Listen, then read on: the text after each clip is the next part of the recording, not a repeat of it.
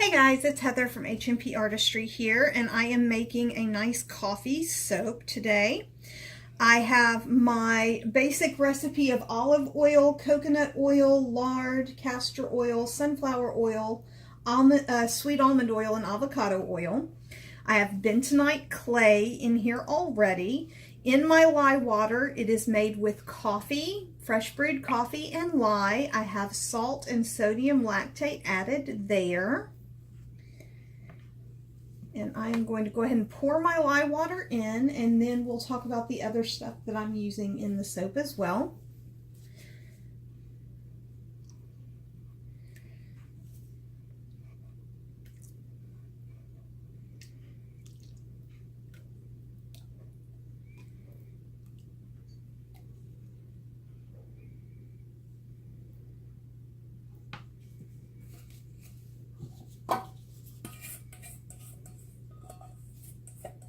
I'm using a stainless steel bowl for my lye water because sometimes if the coffee is too warm still, it will kind of volcano a bit. So I just wanted to make sure I had more space than my regular container. Now again, I have my bentonite clay already in here. In a minute, we're going to add in our coconut milk.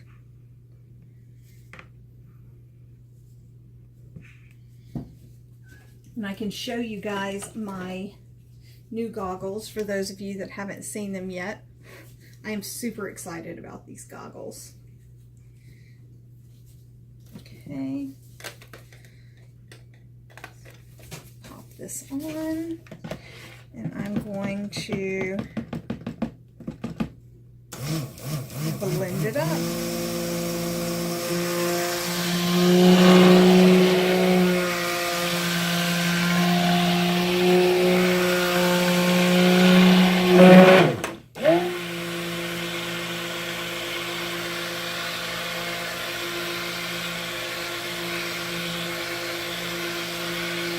All right, I want it just emulsified, so that means it's just barely pulled together.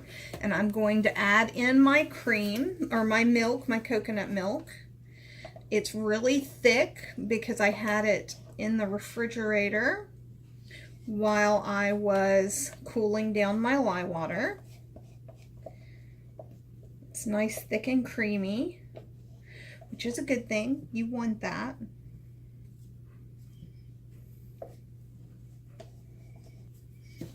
Okay, and I'm going to add in a couple of tablespoons of ground coffee, just to offer a little bit of exfoliation.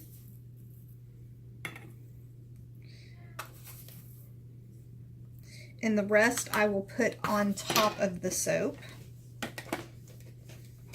I'm going to mix all this in really well. All right. Okay, now I'm going to add in my fragrance oil.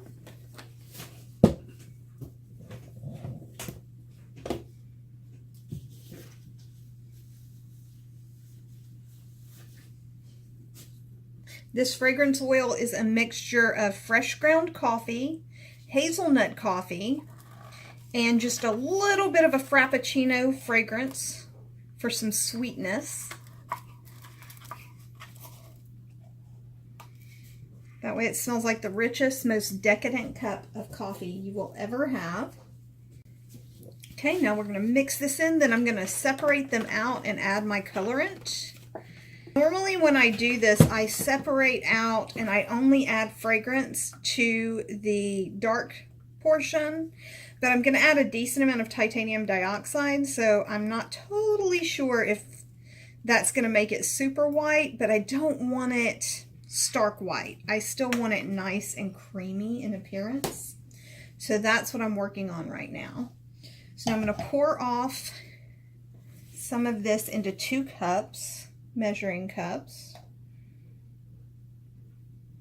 1.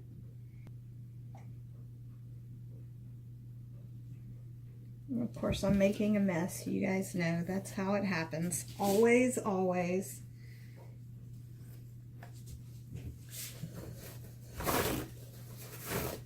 So I will say I love the setup of my new soap room because it does not take even a second to clean up my drips and drops and all of that stuff in the new soap room. Okay, so in my main soap, I'm going to add some mocha colorant. This is a mica from Nature's Garden. No, I'm sorry, mica from Nurture Soap. And it is a really beautiful mica. And then I'm going to add titanium dioxide to both of these, just to cream them up just a bit. And it's definitely moving fast, so I'm going to move fast. I may not talk a lot while I'm blending these up. Now over time, this will darken quite a bit without the titanium dioxide, and even the titanium dioxide mixture will darken as well, because I did not put any vanilla color stabilizer in, and without the vanilla color stabilizer it will inevitably darken. Just making sure that I've got it nice and blended.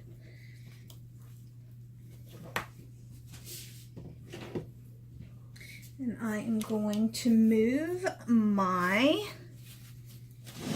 mold over here and pour this in. Oh, as I drop my spoon. It's been one of those days, you guys. First thing this morning, I was using the Frappuccino fragrance oil. I only need 0.2 grams of Frappuccino fragrance oil to add a little bit of sweetness to the soap. And I ended up spilling, 3/4 of the bottle.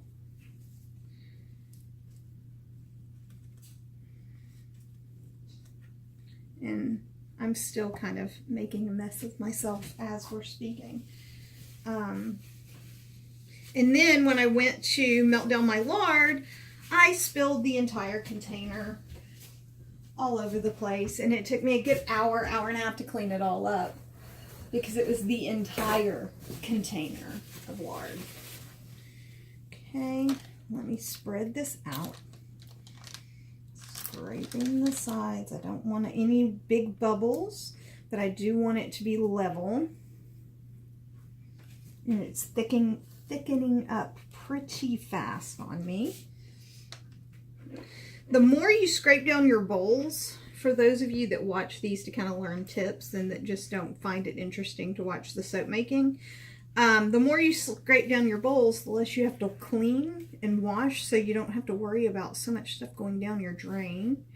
And I leave my bowls for a minimum of 24 hours before I actually wash them. That way the soap is saponified and I'm not just washing oils and butters down my drain, because that's just not good for anyone's drainage system. Plumbing does not like lye, and it definitely doesn't like oil. And when you mix the two, of course, it turns into soap, and that soap solidifies in your pipes, and you end up with problems. And nobody wants that. So the best way to avoid that is to scrape as much as you can. And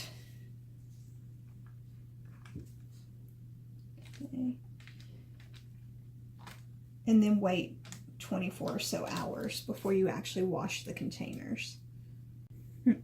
My cat, I think I've said it in another video, my cat, bless his heart, the new soap studio doesn't have a half door, it's a whole door. And so he cannot see me when I'm making soap anymore.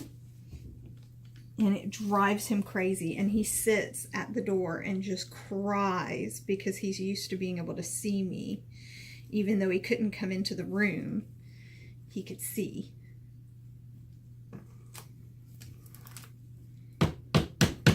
Okay, now let me mix these up really well. And I'm going to dollop these all over the top, just like the foam on top of the cappuccino. And this is super thick. I'm using a different coffee fragrance oil from, I believe it's either Candle Science or the Candle Maker store. I can't quite remember, you guys. I'm sorry about that. But yeah, it moves a lot faster than my Nature's Garden coffee fragrance oil. But boy, it looks incredible and it makes me hungry. And this may be one that before I'll have to wait for them to cure before I share the video with you guys, just to show you what the color change is, because a lot of times I'll share the video relatively close after I make it so that you guys can see the process. But this may be one that I have to wait on so that you guys can actually see how everything turns out.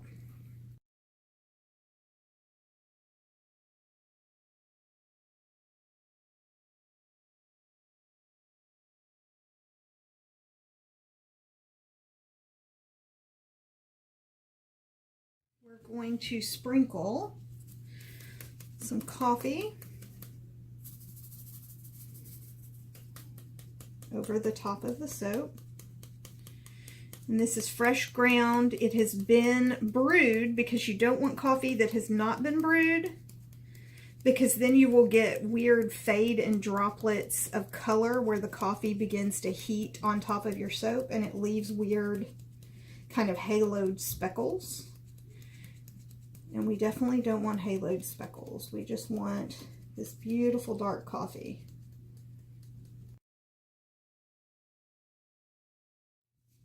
Now to do this, I am putting lines in the top of my soap, just barely putting little lines in to show me where I need to place my embeds. My sister just walked in. Say hi, Tina. Hi. I am putting embeds on coffee soap that I just made. Does it smell good? It does smell real good in here. It smells like frou-frou coffee. Yeah, that's the hope, is that it will stay frou-frou coffee.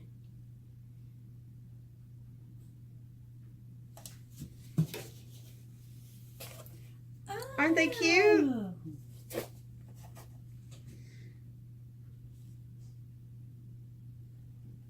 Oh, I love that one. Mm-hmm. Okay, what do you think? I really like it. Yay. I'm going to cover the edge pieces because they're smaller soaps that don't have the little embeds on them. They'll be sample soaps. Mm-hmm. Ta-da! Okay, guys, we have completed our coffee soap. We have 20 with embeds, we have 4 without embeds, and then all of these will be samples on the end. I hope you like them. I would pick them up, but this is about 12 pounds. I will show pictures and we'll be back with the cutting within 24 to 48 hours. Hey guys, it's Heather and I am here to cut this beautiful coffee soap. I am super excited about it. Now the color has not started to change in it yet. It hasn't been exposed to the air to oxidize yet. But it has a darker here, lighter here, and as it begins to oxidize, this will get much, much darker, and this will turn a more tan cream color. I'm going to cut my sample soaps first.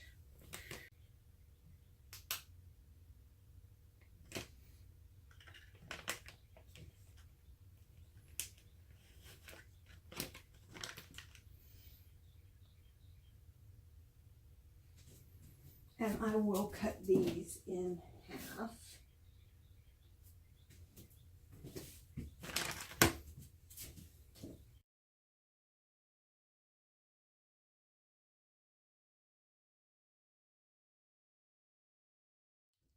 Okay, now I'm going to get the ends here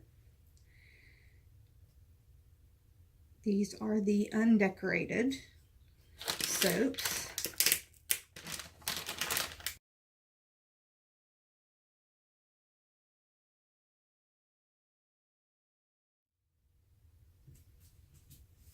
They smell so delicious. I cannot wait till they're ready because I definitely want this to be my tester bar. I take 1 bar of soap out of every batch and I test it.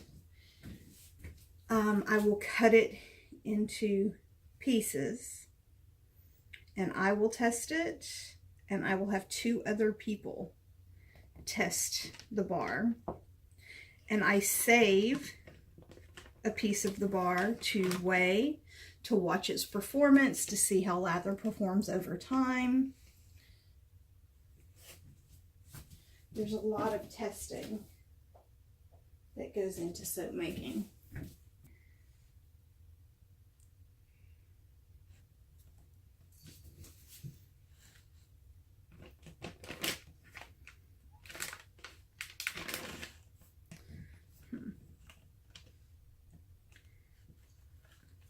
The center is still a little bit soft.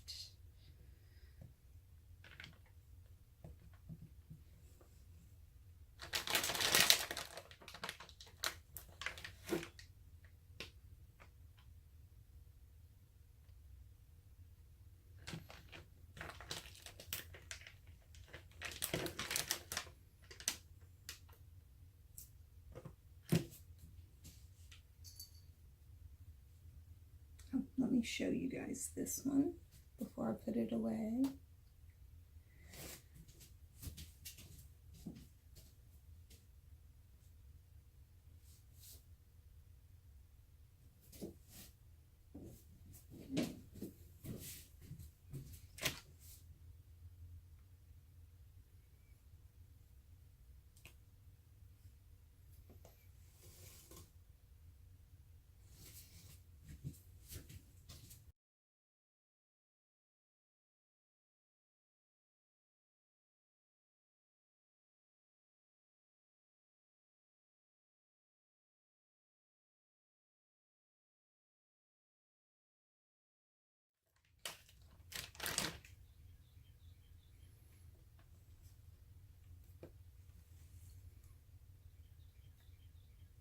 This one's my favorite.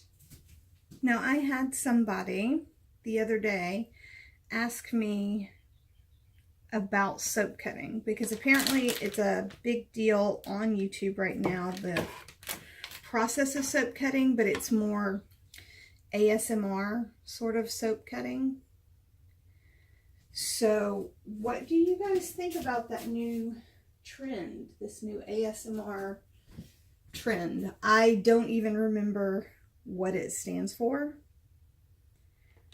But it's supposed to be really calming. It's somewhat like watching people cut up kinetic sand. And I realized these were upside down for you guys, sorry. What is your thought process on that? Because I've never, for me, watching people cut their soaps is always calming. It's always nice to see each individual bar and to see how nice the cuts are. But I always thought that was just because it's what I do. And do any of you guys watch the videos specifically for the cutting portion of the video? And should I do compilations of the individual cuttings, if that's what you guys like?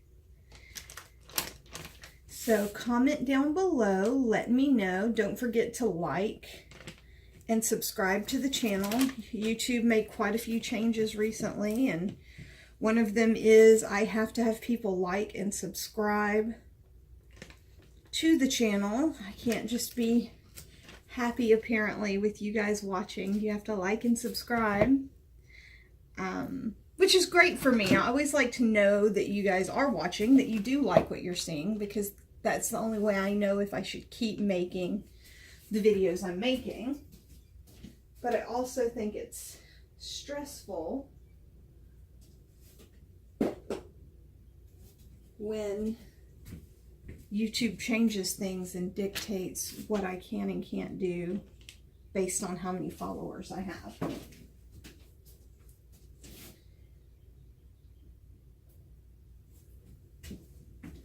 Or subscribers I have. That to me is very stressful.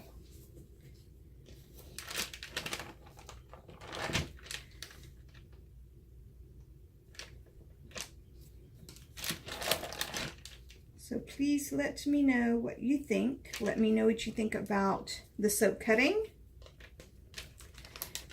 Is it okay if I talk through the soap cutting, or do you guys just want to watch the cutting happen? And like and subscribe, because I would really appreciate that. Because I can no longer get paid for my videos, and that's what I use to pay for the camera and all that good stuff. So let me know what you guys think. Let me know your ideas. I know a lot of you guys make soap yourself, so let me know what you think about the process.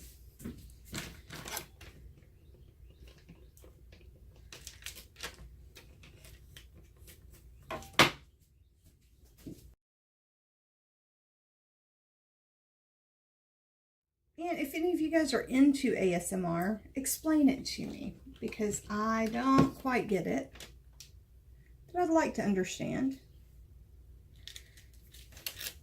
I know it's supposed to make you feel kind of tingly and comforted. I'm not totally sure what else it's supposed to do.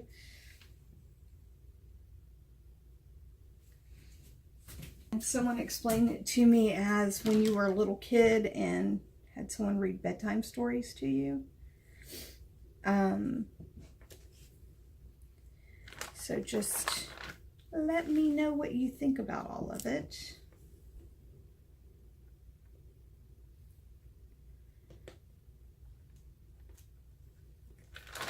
Now, Karen from Eden's Secret, please let me remember that name right. For those of you that have been here a while, I'm horrible with names.